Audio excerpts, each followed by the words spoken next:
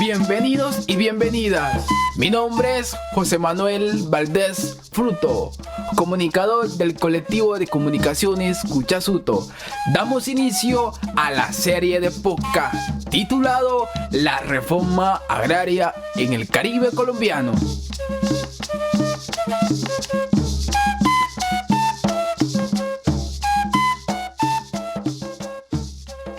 La realización del trabajo de campo, en el marco del proyecto sobre la reforma agraria, comprendió la elaboración y la transcripción de una serie de entrevistas a personajes que lideraron estos procesos. Las entrevistas asignadas se desarrollaron en las poblaciones de los departamentos de Sucre, Bolívar y Magdalena, en los cuales se identificaron aspectos semejantes y diferentes en cuanto a la lucha de tierras. En Sucre, por ejemplo, las invasiones de tierras fueron el común denominador. Se describe cómo los campesinos irrumpen en las tierras de las fincas vecinas con el fin de cultivar la tierra. Algunos terratenientes eran permisivos. Sin embargo, otros ponían en venta las tierras invadidas. No obstante, los campesinos de esta zona se caracterizaron por ser unidos, ya que entre todos buscaban las firmas correspondientes para elevar las quejas o los reclamos ante el INCORA. Del mismo modo, hicieron parte de organizaciones constituidas, como la Asociación Nacional de Usuarios Campesinos, ANUC, Asociación de Pequeños Productores de San Onofre, ASOCUMBRE, con las cuales lideraron procesos de adjudicaciones de tierras ante el INCORA.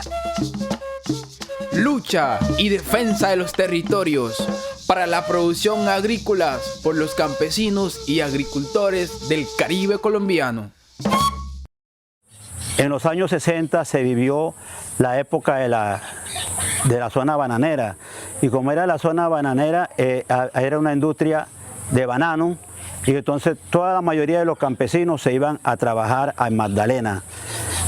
De aquí de Bolívar iba la gente para allá del Atlántico a trabajar, y entonces en el Magdalena había el movimiento más fuerte de campesinos, estaba ahí en el departamento de Magdalena, concretamente en Ciénega, Magdalena, y el movimiento era a nivel nacional, grande, de todos los campesinos, porque había una gran problemática porque no había una distribución de la tierra, y como no había la tierra, prácticamente se encontraban en mano baldía, entonces mucha gente se fue apropiando de eso, y los campesinos sin tierra pues quedaron sin tierra. ¿Por qué se dieron esas luchas? Por la necesidad que había en el campo de las personas que no tenían un pedazo de tierra a donde sembrar su pan, coger para el sustento de su familia.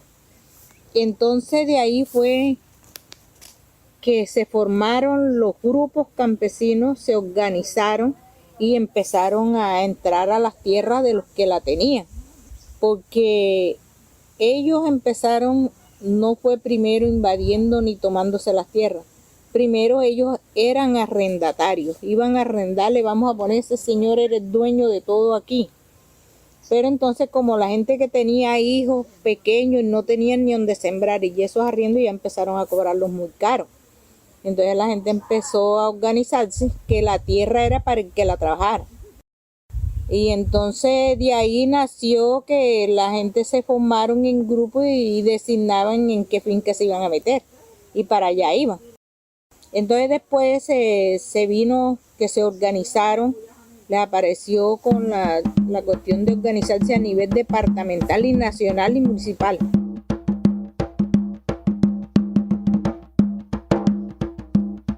La tierra. En el caso aquí, bueno, es como un recuento de aquí de la vereda Mula. Esto fue una lucha bien grande. En cuanto a la organización que nace como eso, es decir, a alguna gente no les gustaba de que los campesinos se organizaran. Entonces se venía un conflicto ya entre, por ejemplo, a veces con los señores que manejaban la cuestión de la tierra y los campesinos que tomaron la tierra de ellos, es decir, por la vía de hecho.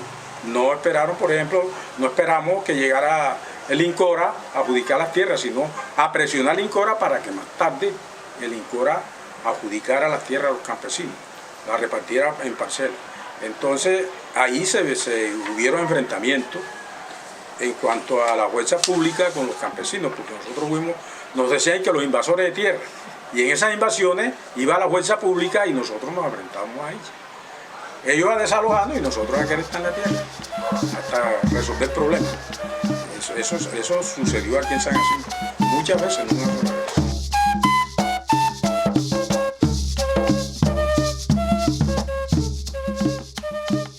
Había una persecución agresiva por parte del Estado.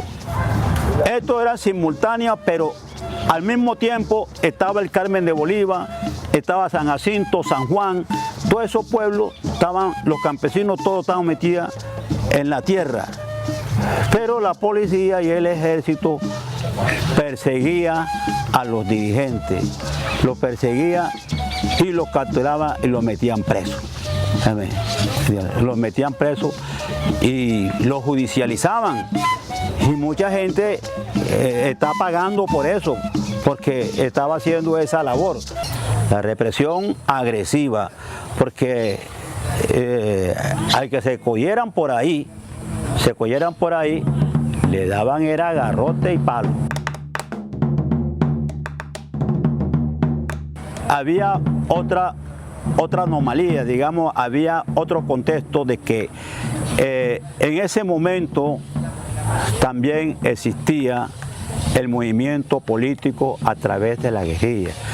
Entonces, el gobierno comenzaba a acusar y perseguía a los campesinos y los tildaba y le decía de que eran guerrilleros, que eran de la insurgencia. Entonces, cuando eso existían varios movimientos, organizaciones políticas y guerrilleras. Entonces, a todo el campesino que lo encontraban, por ejemplo, con botas de caucho pantanera, se la hacían quitar y le miraban por aquí, por los hombros a uno, para ver si estaba cortado del morral, para ver si cargaba morral, y si tenía alguna relación, lo desaparecían.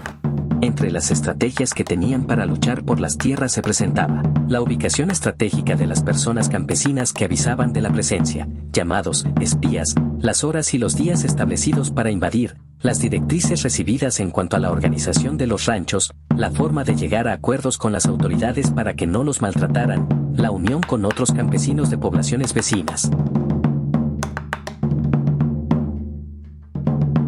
Los campesinos refieren que estas luchas en esta zona fueron templadas, relatan cómo a través de la organización desarrollaron caminos, colocaron concejales, alcaldes, teniendo además como triunfos las adjudicaciones de las tierras, en las cuales cultivaban ajonjolí, yuca, ñame, maíz.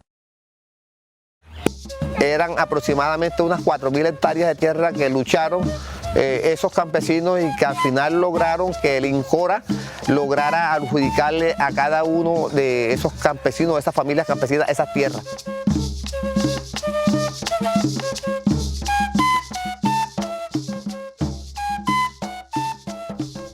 Invasores y violadores de propiedad, así eran llamados los campesinos que se tomaban las tierras. Luchas tras luchas, era el diario vivir de los campesinos, evitando ser desalojados de las tierras que habían recuperado. De esta forma finalizamos el segundo episodio de la serie de podcast La Reforma Agraria en el Caribe colombiano.